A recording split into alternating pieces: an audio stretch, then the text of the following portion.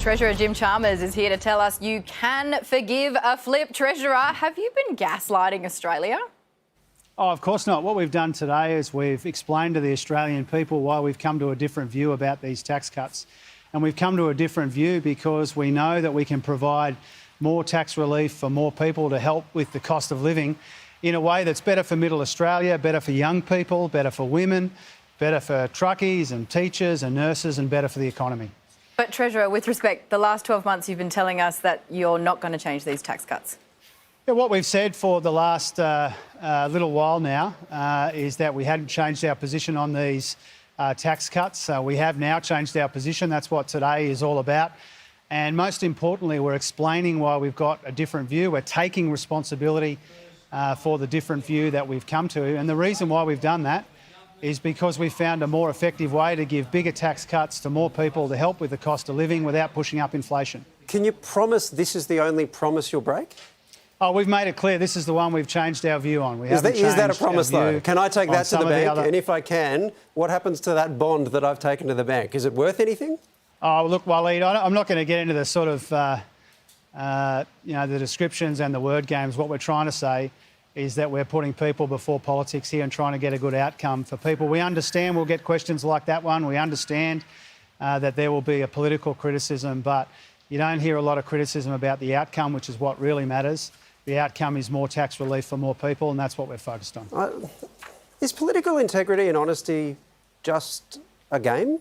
Is that just the political game, or is it actually something really important? It is important, and in my view, integrity and trust is all about saying to the Australian people, when you've changed your view, why you've changed your view. It's about taking responsibility, and we take responsibility for this change. It's saying to the Australian people that the most important thing for us is to do the best job we can providing cost of living relief where we can in a responsible and affordable way. We know that it will invite criticism. A change of this magnitude on a contentious issue like these stage 3 tax cuts will always attract supporters and detractors. There will always be criticism from the usual quarters, but our job is to try and make the right decisions for the right reasons, and where that involves a change of policy, to explain why we've changed it. OK, so you say this is all about changing economic circumstances. Here's the bit I'm not clear on. What is different about the economic circumstances now when compared with all the way through last year, when you were promising over and over and over again that you wouldn't be making these changes, to the election campaign, when you were doing exactly that same thing, when you were rock solid on this? What is this seismic change that justifies this? Well, I think all of your viewers would understand, Waleed, that these cost of living pressures are sustained and they're persistent. And any responsible government looks for better ways to provide cost of living relief to more people. And that's what we've been able to do by changing these stage 3 tax cuts. You know, these were legislated 5 years ago by Scott Morrison. Obviously, a lot's happened between now and then. Yeah, but not since the middle of last year when there were 13 or whatever it was interest rate rises in a row. Are you saying that cost of living crisis wasn't sustained all through last year? That then it was short term, but now it's long term?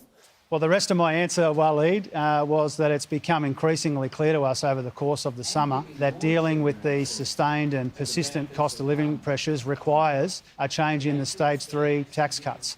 You are selling these also on the basis that they're fairer, that they're better for, I think you said, for women, they're better for low and middle income earners. If they're fairer, why wouldn't you have supported that or voted for that back in 2019? Why would you support something less fair than the policy that you're now offering? If this is a better policy, why go with a worse one? Well, a couple of things about that, Waleed. In 2019, we did actually try and split these off from the other changes to the tax system. We were unsuccessful in the Senate in doing that. Between then and recently, we have made the point that we still agree with, that the tax relief is a good way to ease cost of living pressures. And it's good for governments to give back some of this bracket creep when they can afford to do that, when it's responsible to do that.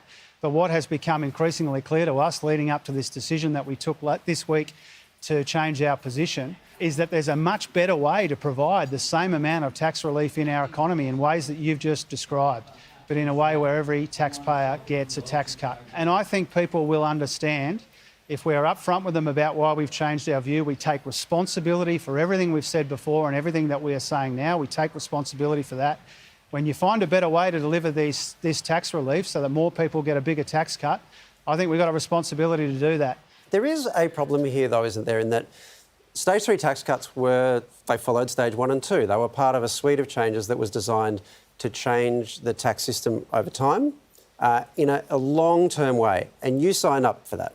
So you apparently agreed with that objective. Now you're tinkering with this to deal with a cost of living crisis, which is, in the grand scheme of things, serious for a lot of people right now, but in the grand scheme of things, that's a short-term thing. And so once that's over, we're going to be stuck with this tinkering that you didn't think was meant to be part of the plan initially and is specifically designed to deal with a short-term problem. Isn't that an issue? Aren't you sacrificing the long term for the short? Not at all, not for 1 second. You know, this is a better set of tax arrangements for the here and now and a better set of tax arrangements for the future as well. You know, we don't just believe in middle Australia or low-income earners or women in the workforce or younger workers from month to month. You know, we want to reward effort and aspiration right up and down the income scale, and the tax arrangements that we've announced today are much better in that regard as well. This is infinitely better, and it's a permanent, ongoing change to the tax system, which will benefit people who work hard and provide for their loved ones and just want to get ahead. OK, Jim, I'm here to help. Now, I've been caught lying a lot in my life. I lied to get this job, in fact, and I'm here right now. But I'm going to give you some tips on how to deal with it, right? Number one, turn your phone off, OK? That's so important. If they can't contact you, you're in the clear. Number two, change your route to work. If you avoid people, that's another one. And this is probably the most important one. Write this down if you've got a pen. Never, ever apologise. So there's my tips. I hope that helps. I don't quite know what to say about that. Thank you for your advice. I'm just trying to help. I'm doing my bit, OK? Did you find any of those useful, Jim? Not especially, no. See, he's not allowed to say it's useful, though. That's part of the problem. Of course, he's already onto it. It's very tricky. Treasurer, we really appreciate your time. Thank you. I appreciate your time. Thanks, guys.